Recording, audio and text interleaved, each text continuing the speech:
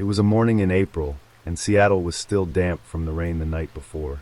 Claire Whitman had just poured her first cup of coffee, a routine she had maintained for the past 10 years, ever since her husband, David, died in a car accident. She no longer lived in their old house. After everything that had happened, Claire moved to a smaller, quieter neighborhood about 30 minutes from downtown. Here, everything was steady. No one asked too many questions. No one truly cared about anyone else's business. And for many years, that was exactly what Claire needed most. Every morning, she walked along the gravel path leading to the mailbox at the end of the drive. But today, the box wasn't empty like usual. Lying quietly among the flyers was a single postcard. Claire recognized the familiar handwriting even before she touched it. David. The distinct slanted script. Carefully written words. Wishing you a warm spring. I'm closer than you think. Claire froze. The postcard had no return address. No postmark. Just a faded image, the beach where they had gone on their honeymoon. She sat down on the porch steps, still clutching the postcard, her heart pounding so hard it stole her breath. David was dead. 10 years ago. On a stormy night, his car had plunged off a cliff in Oregon. The police recovered the body and his ID. She had confirmed it by a leather bracelet he always wore. Claire folded the postcard, trying to block the flood of old memories. But a part of her, the softest, most doubtful part, began to ask, what if David didn't die? Claire didn't tell anyone about the postcard. Not her best friend, not her mother, not even her therapist. She kept it in the drawer beneath the tea box, where no one would ever touch it. But 2 days later, she returned to the old bookstore in Capitol Hill, the one she and David used to visit every Friday. The store looked the same, warm yellow lighting, the scent of printed paper. Mr. Klein, the elderly owner, now walked with a cane. He looked up and smiled when he saw Claire. Long time no see, Ms. Whitman. Claire only nodded. She walked over to the classic literature shelf. And then she saw a man. Brown hair, worn leather jacket, tall, slim back. Like David. Too much like him. He turned, their eyes met. It wasn't David, but the resemblance was uncanny. He gave a polite, faint smile like a stranger, then walked away. Claire stood still. Her chest felt as if something had been stirred violently. And for the first time in many years, she realized that the grief was still alive. Not at all faded. Claire began to search. Not because she believed David was still alive, but because she wanted to know who had sent the postcard. She returned to the old records, the accident report, the death certificate, the witness statements. Oddly, the death report didn't include a photo of the body. The reason? Body was disfigured, unidentifiable. Claire had signed the confirmation, based only on the leather bracelet he wore. But after a crash, anything could be thrown free from a body. A possibility she had never dared to consider before. David may have staged his own death. She hired a private investigator, Dean Foster, a former officer in Homeland Security. A quiet man, gruff but sharp. After listening to her story, Dean asked only one question. Do you really want to know the truth? Claire answered without hesitation. Yes.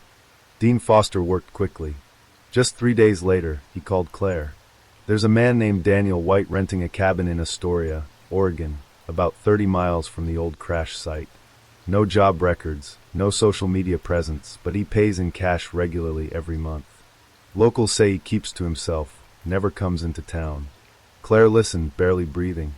Do you have a photo? Dean sent her a long-distance shot. The man wore a hoodie, head lowered to hide his face, but the shoulders, the walk, too much like David. Are you sure? She asked, her voice trembling. I'm never 100% sure, but if it were me, I'd go. Claire drove through the morning, across misty coastal roads and rolling hills.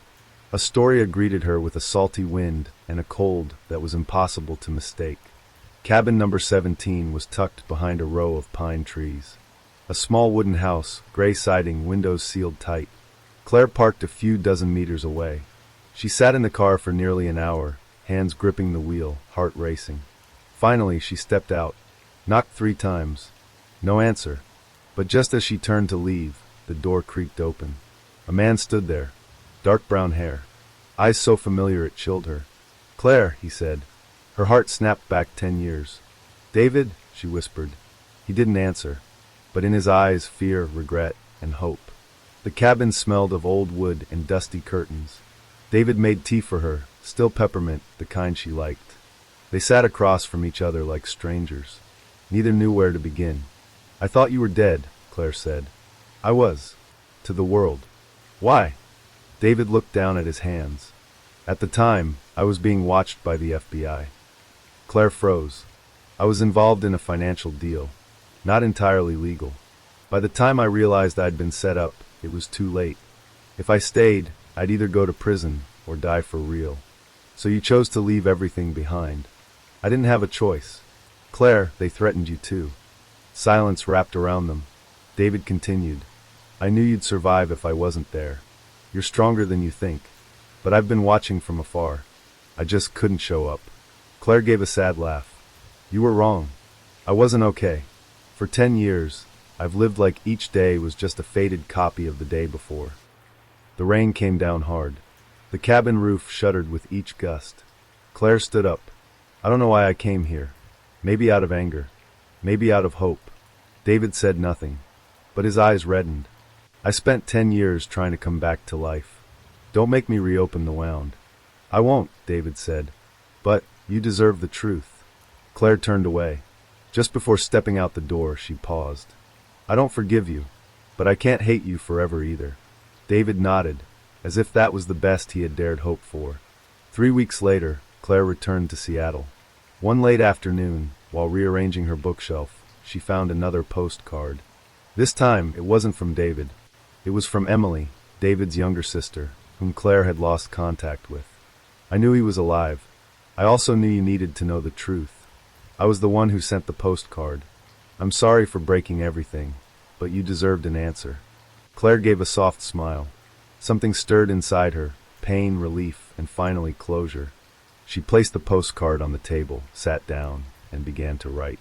Not a letter, not a journal, but a memory of a man who once loved her enough to disappear, and a woman who once believed she'd lost everything, but in the end, found herself again.